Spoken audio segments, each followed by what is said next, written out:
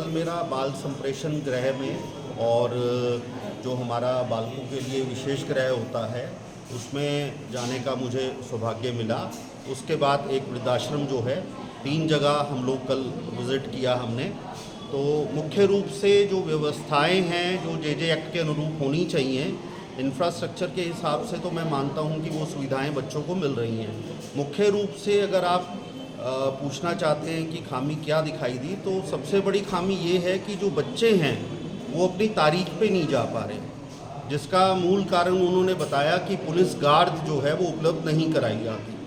तो मैंने सीधे तौर पे उनको बताया है कि आप इसकी एक सूची बना के हमें भेजें कि कौन से ऐसे बच्चे हैं जो 6 महीने से ज़्यादा समय हो चुका है और वो अपने केस की पैरवी के लिए अपनी तारीख पे नहीं जा पा रहे और अगली तारीख जो है उनको दे दी जाती है। तो हम इस चीज़ का संज्ञान लेते हुए कठोरता से इस मामले को राज्य सरकार के सामने उठाएंगे और कोशिश करेंगे कि वीसी के माध्यम से, अगर पुलिस की कमी है तो वीसी के माध्यम से जो है उनकी पेशी लगनी शुरू हो और बच्चों के जो केस हैं उनका निस्तारण जो है वो जल्दी से जल्दी। दूसरा, जो वृद्धाश्रम में हमारा जाना हुआ तो वहाँ मुख्य रूप से मुझे उनकी स्वास्थ्य सेवाओं की कमी जो है वो देखने में मिली। केवल एक BAMS डॉक्टर है जो कि 15 दिन में एक बार आके उनको देखता है। वहाँ के बुज़ुर्गों में आँखों की, दांतों की और घुटने के दर्द की काफ़ी शिकायतें थी, जिसका तुरंत संज्ञान लेते हुए हमने संस्था को कहा कि आप CMO को एक पत्र लिखें जिससे कि वो एक टीम बनाकर जो है तुरंत इनकी जांच करवाएं और वो नियमित रूप से चले। इसके अतिरिक्त उनके पास अपने आई कार्ड नहीं थे, बहुत लोगों के पास आधार नहीं थे और पेंशन नहीं मिल रही है। अधिकतर लोग ऐसे हैं जिनको वृद्धावस्था पेंशन जो है वो प्राप्त नहीं हो रही है। उसके लिए भी मैंने वहाँ जो संस्था के अधिकारी थे उनको कहा कि तुरंत आप जिला समाज कल्याण अधिकारी से मिलके और इसका समाधान कराएं। आज उत्तराखंड भ्रमण के क्रम में आज मेरा आंगनवाड़ी और ये जिला अस्पताल जो है आपका मातृ एवं शिशु अस्पताल जो है यहाँ आना हुआ। तो अभी मेरी जो है इंस्पेक्शन चल रही है। आंगनवाड़ी में मुख्य रूप से मैंने देखा कि उनका रिकॉर्ड जो है वो पूरा नहीं है। रिकॉर्ड जो है बहुत ही लापरवाही से भरा जा रहा है। जो बच्चा पोषण ट्रैकर पे 15.5 किलो का दिखाया जा रहा है वो धरातल पे 6.5 किलो का है। तो हमने इस चीज़ को बड़ा गंभीरता से लिया और उनसे कहा कि दोबारा इसको पोषण ट्रैकर के सारे डाटा को आप दुरुस्त कराएं और वहाँ जितने माताएं और जितनी धात्री माताएं जो संख्या हमें बताई जा रही है पोषण ट्रैकर पे और उनके रजिस्टर की संख्या वो मेल नहीं खाती।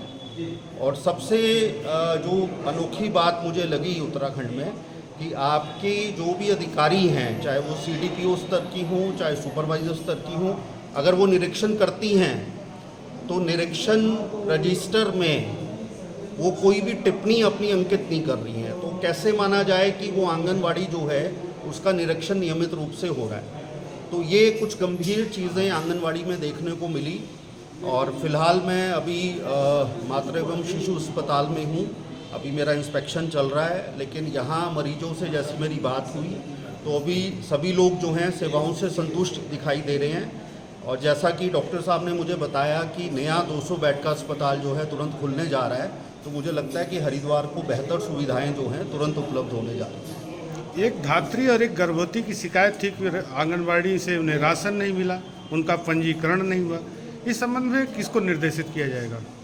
देखिए, जो हमारी रिपोर्ट है, हम जब राज्य के भ्रमण पे होते हैं, जो हमारी सभी जिलों की रिपोर्ट होती है और उसको हम कंपाइल करके माननीय चेयरपर्सन को प्रेषित करते हैं, जिस पे वो आगामी कार्रवाई उस पर अमल में लाते हैं और जिसमें मुख्य रूप से मुख्य सचिव राज्य सरकार को हिदायत दी जाती है कि ये कमियां हमारे दौरे में पाई गई और इसको आप तुरंत जो है ठीक करें। उसके बाद दोबारा हमारा एक एक्शन टेकन रिपोर्ट हम मांगते हैं। अगर उसमें वो चीज़ें दुरुस्त हो जाती हैं ठीक है, नहीं तो फिर NHRC अगर चाहे तो दोबारा अपनी टीम को भेज के धरातल पे इन चीज़ों को दोबारा मूल्यांकन कर सकता है कि आप वास्तव में ये चीज़ें धरातल तक ठीक हुई हैं या नहीं।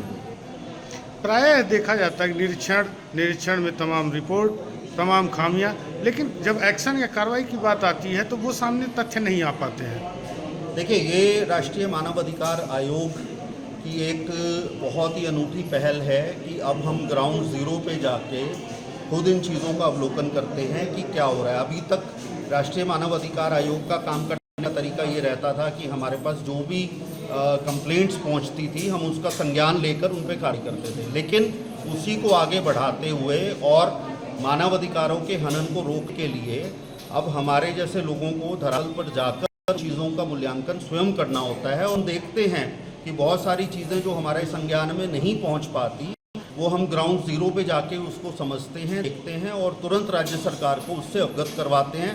शायद इसका एक बड़ा कारण ये भी है कि जो अधिकारीगण आपकी राज्य सरकार की तरफ से आते हैं शायद इतनी गंभीरता से या इतनी बारीकी से चीज़ों को नहीं पाते, क्योंकि हमारा भारतवर्ष का एक बहुत बड़ा एक्सपोजर होता है कि हम उत्तराखंड को जो है तमिलनाडु से, तमिलनाडु को आंध्र प्रदेश से, आंध्र प्रदेश को जम्मू कश्मीर से आपस में मूल्यांकन करके ये बता सकते हैं कि कौन सा राज्य जो है एक अच्छी चीज़ कर रहा है और आप ये नहीं कर पा रहे हैं। तो हमारा एक्सपोजर और हमारा एक्सपीरियंस जो है वो काम आता है राज्य सरकारों को, और हमने देखा है कि हमारी रिपोर्ट के अनुसार राज्य सरकार में बहुत तब्दीलियां आती हैं और मैं आशा करता हूं कि उत्तराखंड में भी जो खामियां हैं वो जो है वो ठीक हो जाएंगी।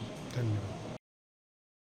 अगर आप ये वीडियो YouTube पर देख रहे हैं तो हमारे चैनल को सब्सक्राइब करें और बेल आइकन को दबाना ना भूलें। अगर आप Facebook पर ये वीडियो देख रहे हैं तो हमारे पेज को लाइक करें।